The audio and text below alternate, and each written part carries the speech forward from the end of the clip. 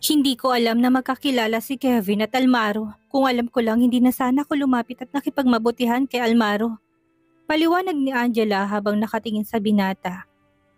Let's set aside ang personal problems nyo. Unahin mo na muna ang problema mo, Angela. Utos ni Kevin. Angela, since hindi mo na kailangang magbayad kay Mr. Lee, ay atras ko na din ng kaso ko laban sa'yo. Bilang tulong ko sa pagbabagong buhay mo. Sana magsilbing aral ito sa'yo. Magbagong buhay ka na. Pero bilang kabayaran sa ginawa mo at ng pamilya mo sa akin, itatanggalin ko ng pamilya niyo sa corporation. Hindi na kayo connected to any of my businesses. Saad ni Kevin. Naintindihan ko kuya, baka babalik na lang ako sa New York at magbabagong buhay. Pasensya na kayo sa abalang ginawa ko. Almaro, pasensya ka na't nadami ka pa sa gulo ko. Sana maniwala ka na wala akong intensyon na saktan ka. Special ka na sa akin. Madamdaming sabit niya sa binata. Babalik na ako ng Manila ngayon. Total naman iwala na si Mr. Lee doon. Aayusin ko lang ang papa at mama, saka magpapaalam na rin ako na babalik na ng New York. Nilapitan ni Angela si Almaro saka hinalikan ito sa labi. Goodbye, Almaro. Pagkasabi noon ay saka na ito naluluhang tumalikod at lumabas ng opisina. Tila nakapako ang paa ni Almaro sa kinatatayuan. Hindi niya alam kung pipigilan ba o hahayaan na umalis si Angela. Aren't you gonna go after her, Almaro? Tanong ni Cindy sa kanya nang tuloy nang makalabas si Almaro sa opisina nila. No, I guess hindi pa siya ready. Madami pa siyang aayusin para sa sarili niya. Kung para talaga kami sa isa't isa ay hahanap ang tadhana ng pagkakataon para magkita kami ulit. Malungkot na sabi ni Almaro. Naintindihan ni Cindy si Almaro. Magulo ang buhay ni Angela. Kailangan niya na munang ayusin to. Nakabalik na si Angela sa Manila. Umuwi sa bahay nila. Anak! Umiiyak na tumatakbo ang mama niya palapit sa kanya. Anong nangyari, ma? May pumunta dito ng mga armadong lalaki at kinuha ang papa mo. Natatakot ako, anak. Baka anong gagawin nila sa papa mo? Hindi nakapagsalita si Angela. Akala niya itapos ng problema dahil nakakulong na si Mr. Lee. Maya-maya pa ay tumunog ang cellphone niya. May natanggap siya na picture mula sa hindi kilalang account. Nang buksan iyon, ay picture ng papa niyang nakatali ng tela ang bibig nito at puno ng dugo. Mukhang tinotorture ito bago pinatay. May katagang nakasulat din sa karton na nakatabon sa katawan nito. Hindi pa tayo tapos, Angela. Nanghina ang buong katawan niya. Ang buong akala niya ay matatahimik na siya. Alam niyang galing kay Mr. Lee ang message at picture na pinadala sa kanya. Bigla niyang hinilang mama niya. Mag-impake ka. Aalis tayo ng bansa bago pa tayo isunod ni Mr. Lee. Bakit? Ano nangyayari, anak? Pinakita niya picture ng papa niya. Napahawak sa dibdib ang mama niya. Diyos ko, Simon! Bakit kanila pinatay? Bilisan mo na, ma. Mag-impake ka na. Umiiyak na tumakbo ang mama niya sa kwarto para kumuha ng gamit. Saka sumakay ng kotse at umalis. Diretso na sila ng airport para lumipad patungong New York. Naka-jacket, face mask at shades sila. Nang mama niya parang walang makakilala sa kanila. Baka may nag-aabang na tauhan ni Mr. Lee at ipapatay din sila. Palinga-linga siya habang naghihintay ng flight nila. Mabuti naman at may available na flight na patungong New York sa araw na yon. Masyadong mahal nga lang dahil sa araw na yun mismong flight na binili niya. Ayaw na niyang magaksaya ng oras. Kailangan na nilang makaalis agad-agad sa Pilipinas. Mabuti na lang at hindi pa niya naibalik ang 10 million na ipinadala ni Kevin sa kanya. Yun ang pinambili niya ng ticket nila ng mama niya. Tatawagan niya na lang ito pagdating nila sa New York. Nakahinga ng maluwag si Angela nang tinawag ng flight nila para sa boarding. Ang mama niya ay tahimik pa rin na umiiyak. Hindi nito matanggap na wala ng papa niya. Nang makasakay na sila ng eroplano ay nananalangin siya na sana walang aberya ang flight nila at makaalis ng matiwasay at makarating sila sa New York ng safe. Almost 16 hours ang flight nila from Manila to JFK. Direct flight ang binook niya para hindi na sila mag-stop over pa. Napapikit siya, marahil ay dahil sa pagod ng katawan at pagod ng utak niya. Hindi niya namalayan na nakatulog siya. Nagising na lang siya nang mag-announce siyang pilot na ready for landing ng eroplano sa JFK Airport. Napausal si Angela ng pasasalamat sa Diyos at nakarating sila ng New York nang walang aberya. Dumiretso sila sa apartment niya. Mabuti at hindi pa niya gini-give up yon. Ma, nandito na tayo sa New York. Dito na tayo magbabagong buhay. Kalimutan mo ng Pilipinas. Umiiyak pa rin ito. Anak, kawawa naman ang papa mo. Kahit pa kasalanan niyang lahat, kung bakit naging ganito ang pamilya natin ay ama mo pa rin siya. Wala na tayong magagawa, ma. Nangyari ng lahat. Magbagong buhay na lang tayo dito. Maghahanap ako ng trabaho bukas na bukas din. Magpahinga ka na sa kwarto. Nitatawagan lang ako. Pagpasok ng mama niya sa kwarto ay tinawagan niya si Kevin. Kuya Kevin, nandito na kami ng mama sa New York. Ang bilis naman, parang kahapon lang tayo nag-usap, nasa Cebu ka pa.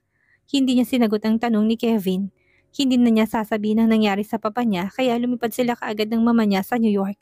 Ayaw na niyang mag-alala ulit ito. Masyadong malaki ng abalang ginawa niya kay Kevin. Ang pera pala na pinadala mo, ibabalik ko na pero kumuha lang ako ng konti para sa plane ticket namin ni mama papunta dito sa Amerika. Babayaran ko na lang ng paunti-unti kapag nakapagtrabaho na ako dito.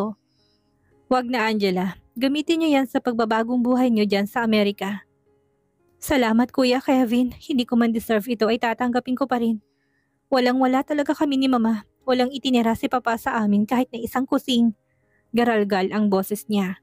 Parang gusto na naman niyang maiyak, naawa siya sa mama niya. Baka hindi nito kayang maghirap. Hindi sumama ang papa mo dyan sa Amerika? Natahimik sandali si Angela. Hindi alam kung sasabihin niya ba kay Kevin ang totoo o hindi. Wala na si papa, Kuya Kevin.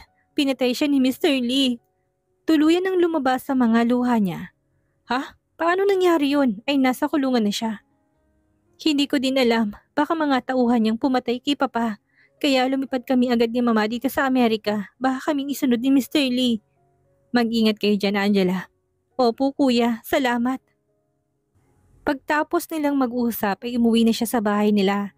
Tila ang daming nangyari sa buhay niya sa mga nagdaang araw. Pagdating niya sa bahay nila ay tinawag siya ng papa niya. Nandun din si Leno na naghihintay sa pagdating niya. Anak, alam mo ba ang nangyari kay Simon Rodriguez? Nakita siyang patay sa isang bakanting lote. Parang pinahirapan na muna to bago patayin. Opo, Dad. Sinabi ni Angela sa akin ang nangyari sa papa niya. Sinong may kagagawa nito? Ang pinagkakautangan ni Simon na si Mr. Lee. Pero pinakulong ko na si Mr. Lee pa. Anong kinalaman mo sa issue nila, anak? Bakit ikaw nagpakulong kay Mr. Lee? Ikinuwento ni Kevin ang nangyari sa kanila ni Angela at papaano nalaman niyan tungkol kay Mr. Lee. Nag-alala din si Lennon sa kapatid dahil sa mga naikwento nito. Nasa Amerika na si Angela at ang mama niya pa, kaya safe na sila. Anak, baka ikaw naman ang balikan ng Mr. Lee na yon dahil sa pangingialam mo kina Angela at Simon. Huwag kayong mag-alala pa, nasa kulungan na si Mr. Lee. Hindi na yun makakapaglabas sa patong-patong na kasong isasampa sa kanya. Basta mag-iingat ka pa rin anak. Nag-aalalang sabi ng papa niya sa kanya. Yes pa, maikling sagot ni Kevin. Papanik na muna ako sa kwarto ko pa, paalam niya sa ama. Habang naglalakad papunta ng kwarto niya, hinabol siya ni Lennon. Kuya, bakit hindi mo sinabi sa amin ang nangyari sa inyo ni Angela? Bakit mo sinusolo ang problema? Hindi ko sinusolo, Lennon. Kasama ko si Fred sa paglutas ng kaso. Kahit pa, pamilya mo kami't nandyan din ang mga kaibigan natin. Kung ano man ang problema mo, sana hayaan mo matulungan ka rin namin. Hindi mo dapat saluhin ang lahat ng problema. Naluha si Kevin sa sinabi ng kapatid. Niyakap niya ito. Salamat, Lennon. Higit sa ano pa man, naramdaman niyang hindi siya nag-iisa. May pamilya at kapatid siya na handang tumulong sa kanya. Kumalas si Lennon sa pagyakap kay Kevin. From now on, I will hire Fred to be your bodyguard. Sabi ng kapatid, no need, wala nang masamang mangyari sa akin. Tapos na ang problema. Nakakulong na si Mr. Lee at nakalayo na rin sina Angela. Pero hindi pa rin natin alam ang galamay ni Mr. Lee. Malaking tao siya at hindi natin alam ang connection nito. Sige, ikaw ang bahala. Sagot ni Kevin. Pumasok na si Kevin sa kwarto niya pagkatapos nilang mag-usap ni Lennon. Humilata siya sa kama at nakatiting lang sa kisame. Pakiramdam niya ay pagod na pagod siya. Napaisip siya. Tama nga naman ang kapatid niya na mag-hire ng bodyguard para sa kanya. Baka balikan siya ni Mr. Lee. Malaking sindikato ang binangga niya. Nasa ganun siyang pag-iisip nang mag-ring ang phone niya. Si Juliana yon. Hello babe. Hi babe, nabalitaan ko nangyari dyan. Tinawag sa akin ni Cindy. Sinasabi ko na nga ba't masamang balak ang babaeng yon. Ang sama talaga ng ugali ng Angela na yan. Himutok ni Juliana. Galit na galit ito. Okay na babe, tapos na ang problema. Naipakulong na ang sindikato at nakaalis na rin si Angela patungo sa Amerika. Pero babe, nag-aalala pa rin ako't baka ikaw ang balikan ng mga taong yun. Don't worry babe. Kukuha ako ng bodyguard para hindi ka na mag-alala. Magbabakasyon ka kaya muna. Visit me here in Paris if you want. And bring the kids. Natahimik si Kevin pansamantala. Pinag-isipan niya ang suggestion ni Juliana. Mukhang tama ang nobya. Masyado ng toxic ang nangyari sa kanya. Lately, kailangan niya na munang mag-recharge. Okay babe, bukas na bukas din ipapaayos ko ang papeles namin papunta dyan. Sagot ni Kevin kay Julianang kinatuwa nito. Talaga babe? Yay! Sige babe, hintayin ko kayo dito. Pagkatapos ng pag-uusap nila ay saka na rin sila nagpaalam sa isa't isa. Tiningnan ni Kevin ang orasan. 10:00 na ng gabi, maaga pa sa kanyang gabing iyon. Usually, 12 midnight siya natutulog pero dahil na din sa pagod ay hinayaan na lang niya ang katawan na magpahinga. Bukas niya na asikasuhin ang mga kailangan para sa pag-alis nila ng kambal patungong Paris. Nagising si Kevin na may mga armadong taong pumasok sa kwarto niya. Sino kayo? Anong kailangan niyo sa akin? Tanong niya sa mga to. Nakabonet ng itim ang mga lalaki kaya hindi niya nakikita ang mga pagmumukha ng mga to. Tinalian ang mga mata niya at pilit na dinadala. Nagpupumiglas siya pero sinuntok siya ng isang lalaking nakahawak sa kanya. Kaya nawalan siya ng malay. Nang magising siya ay wala na siyang piring sa mata. Nilibot niya ang paningin sa paligid. Parang nasa lumang bodega siya. May nakita siyang isang aninang lalaki sa gilid na nakamasiglang sa kanya. Parang naghihintay na magising siya. Hindi niya maaninag kung sinong lalaki dahil sa madilimang parte na yon. Walang ilaw ang buong building. Tanging ilaw galing sa poste lang ang nag-aamot ng konting liwanag. Tumayo ang lalaki at lumapit papunta sa kanya. Mabuti naman at gising ka na. Mas gusto kong gumising ka bago patayin para maramdaman mong paghihiganti ko. Ngayon ang kabayaran sa ginawa mo. Magbabayad ka. Bumunot to ng baril at pinaputok sa ulo niya. Napabalikwas nang nagising si Kevin. Hapong-hapo siya, kinapa ang lampshade para i-on ang ilaw at uminom ng tubig. Palinga-linga sa paligid ng kwarto niya kung may ibang tao nga doon. Nang masiguradong mag-isa lang siya ay sa kanya nakahinga ng maluwag. Panaginip lang pala yon. 3:00 pa lang yun ng umaga, tagaktak ang pawis niya. Parang totoong nabaril siya pero hindi niya naaninag ang muka na lalaking bumaril sa kanya sa panaginip. Napahawak siya sa kanyang dibdib. Ang lakas pa din ng kabog ng puso niya. Huminga ulit siya. Mukhang kailangan niya na talagang magbakasyon para maiwaglit sa isip ang masamang nangyari sa kanya. Naging bangungot na ito. Nasa ganun lang siyang posisyon ng ilang oras. Nakatitig lang siya sa kisame. Gising na gising pa rin ang diwa niya. Parang ayaw niyang pumikit ng mata at baka may continuation pang panaginip niya. Pero sa kalaunan nakatulog din siya ulit dahil na rin sa pagod. Late na nagising si Kevin kinaumagahan. Hindi na siya nakatulog agad-agad dahil sa kanyang masamang panaginip. Mag-10:00 na ng umaga nang bumaba siya ng bahay. Nandun ang papa niya at si Lennon, nag-uusap sa garden. Ang kambal ay naghahabulan sa garden. Sabado kasi kaya walang pasok ang mga bata. Mabuti naman at nagising ka na anak. Nakapagpahinga ka ba ng maayos? Tanong ng papa niya, tumango lang siya bilang sagot. Hindi niya na sinabi ditong tungkol sa masamang panaginip niya. Baka mag-alala pa ito. Pa, napag-usapan namin ni Juliana na magbakasyon na muna kami ng mga bata sa Paris. Nagliwanag ang mukha ni Don Milicio. That's a good decision anak, para makapag-unwind ka naman. Puro ka na lang trabaho. Ipapaayos ko ng ticket namin para nakaalis na po kami bukas ng umaga. Habang nag-uusap sila ng mag-aama ay saka naman ang pagdating ng kambala. Kids, we're going to visit mommy in Paris tomorrow. Nakangiting sambit ni Kevin sa mga anak niya. Talaga daddy? Yay! Nagtalunan ang mga bata. Ikaw na munang bahala dito Lennon. Alam ko na mapagkakatiwalaan ka na. Kayang-kaya mo na yan. Oo naman kuya, mana ako sa inyo ni papa eh. Nakangising sabi nito. Nambola pa, sabat naman ang papa nila saka sila nagtawanan na mag-aama.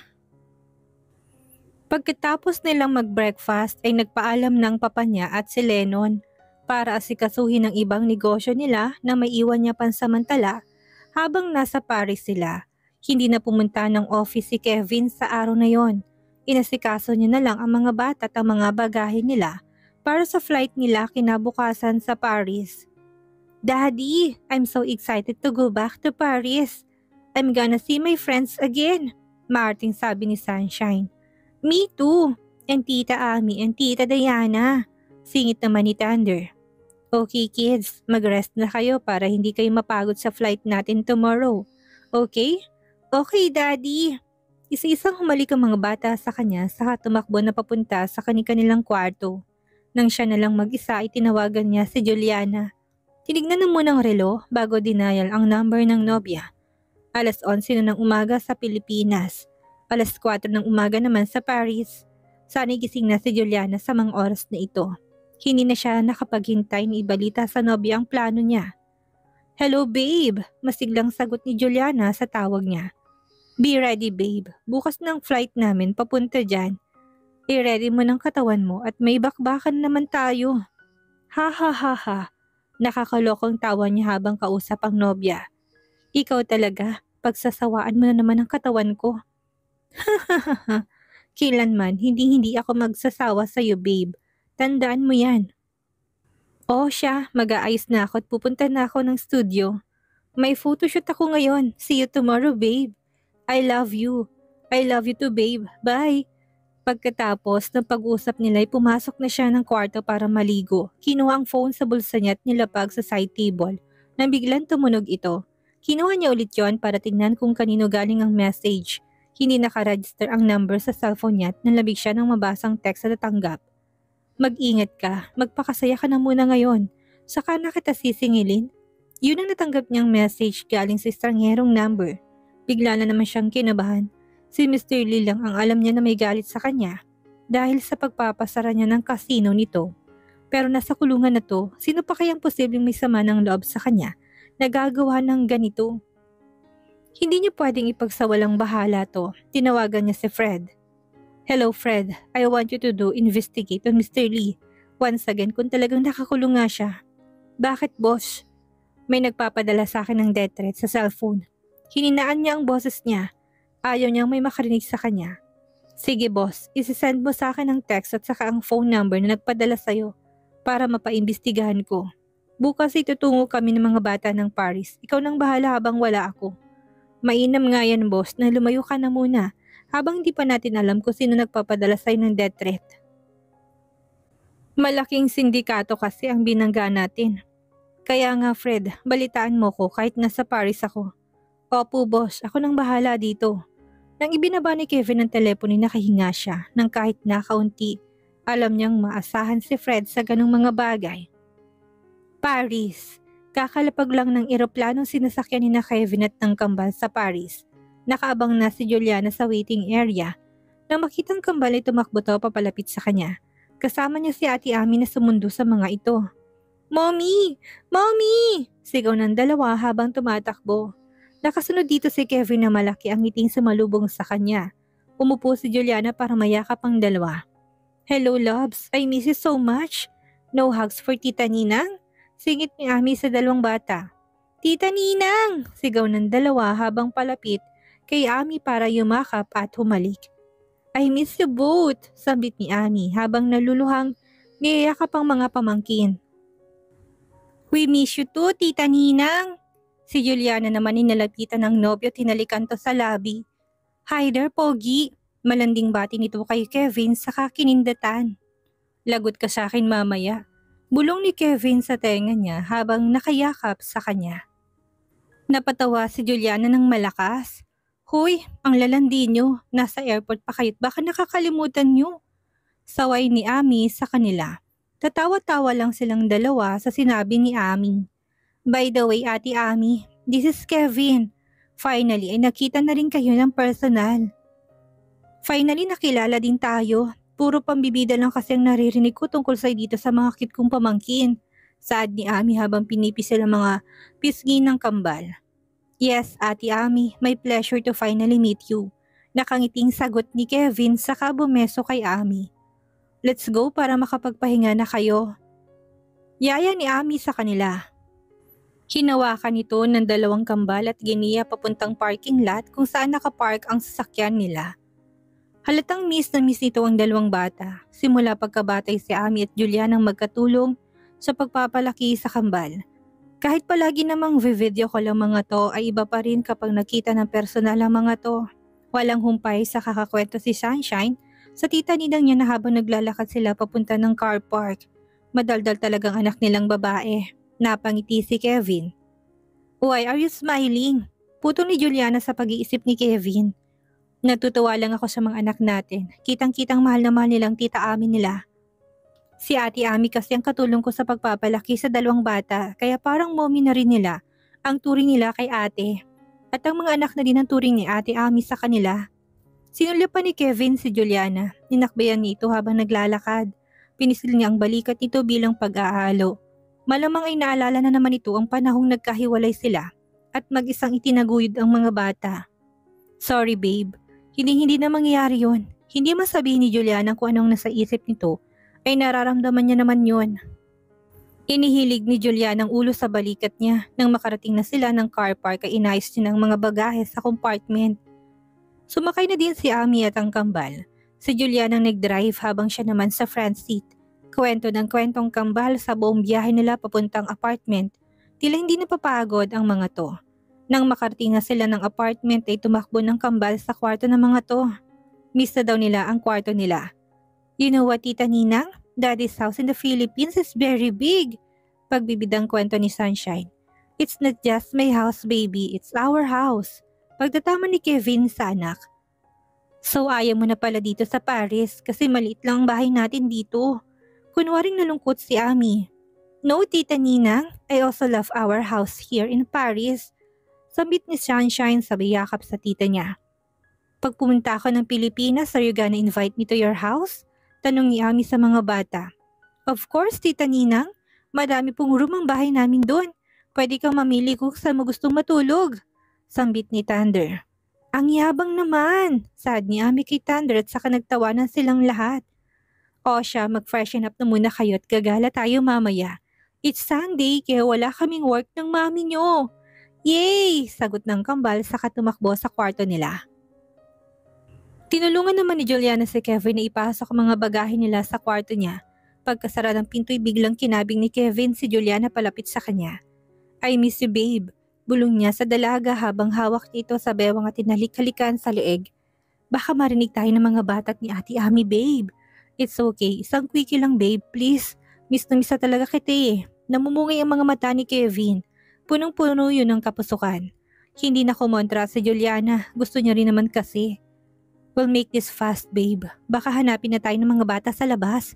Bulong ni Kevin kay Juliana. Ayaw sana ni Juliana pero baka magtaka ng mga bata na matagal sila. Malapit na ako babe. Me too shit. Nagbulungan lang sila, pigil na pigil ang ungol nila. Parang mga estudyanteng nagnanakaw ng sandaling kaligayahan. Lumabas na sila ni Kevin sa kwarto na tila walang nangyari. Nakaupo si Ami sa sofa na nakaharap sa kanila na parang naghihintay. Tapos na kayo? Nakangising tanong nito sa kanila. Namula si Juliana sa tanong ng pinsan. Ang akala pa naman niya hindi sila mapapansin nito na may kababalagan silang ginawa ni Kevin. Tapos saan? Pagmaang-maangan niya. Tinasal lang siya ng kilay ni Ami. Sana all may pa-change oil. Pasigaw na sabi nito sa kanya. Pangisi-ngisi lang si Kevin na nakikinig sa magpinsan. Bad ka talaga, edi magpa-change oil ka na rin sa boyfriend mo. Hindi na nagdiday si Juliana. Huli na sila ni Abby. Break na kami, simpleng sagot ni Ami kay Juliana. What? 1 month pa lang kayo ni David ang model boyfriend ni Abby. What can I say? Maybe I'm not really destined to have a partner. Masyado ka kasing strong personality.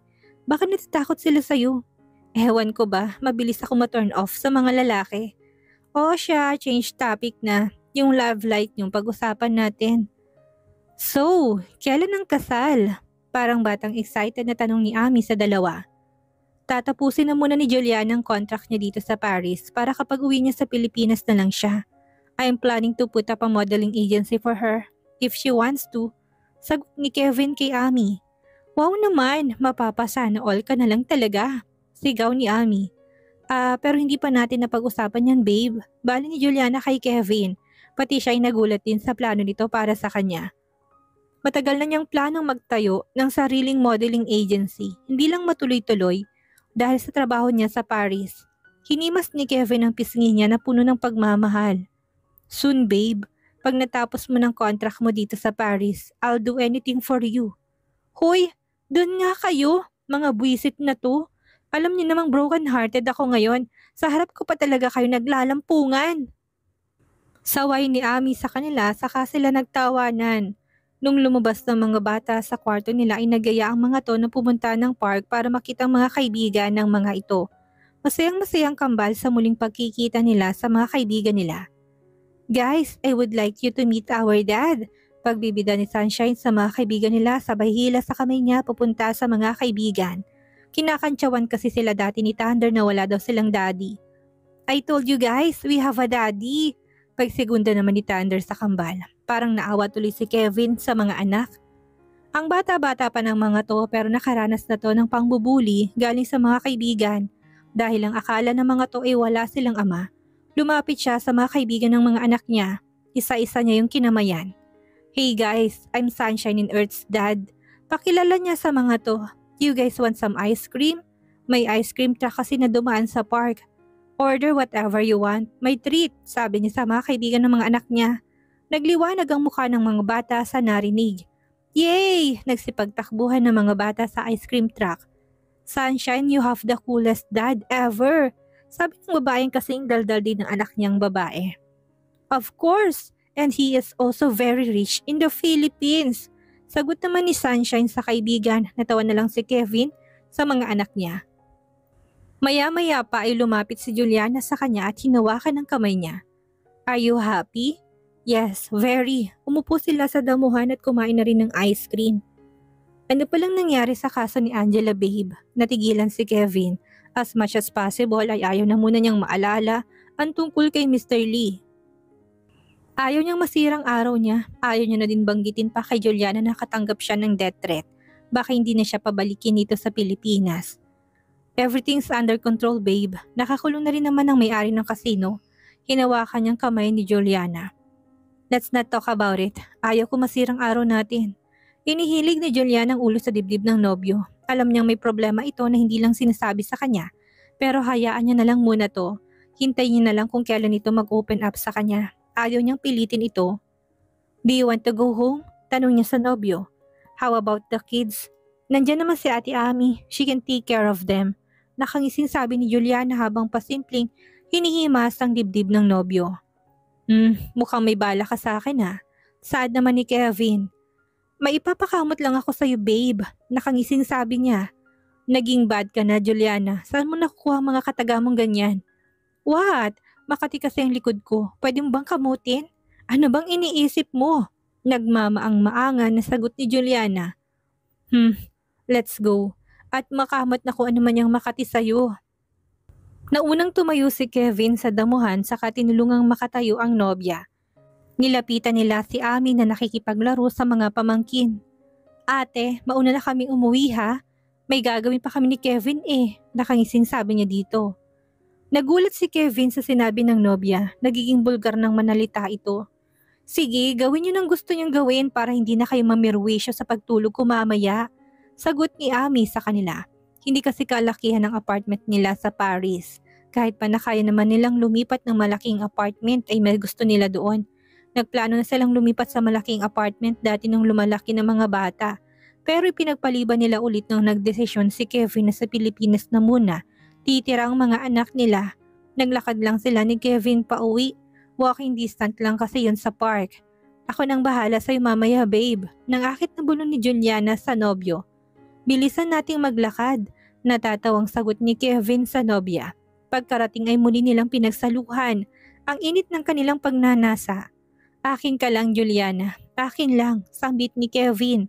Kapwa sila pagod na nakahiga sa kama, naghahabol ng kani-kanilang hininga. Ang sarap, babe, sambit ni Juliana kay Kevin. Buong buhay kitang paliligayahin, babe. I love you. I love you too, babe. Sagot ni Juliana at niyakap ang hubad na katawan ng nobyo.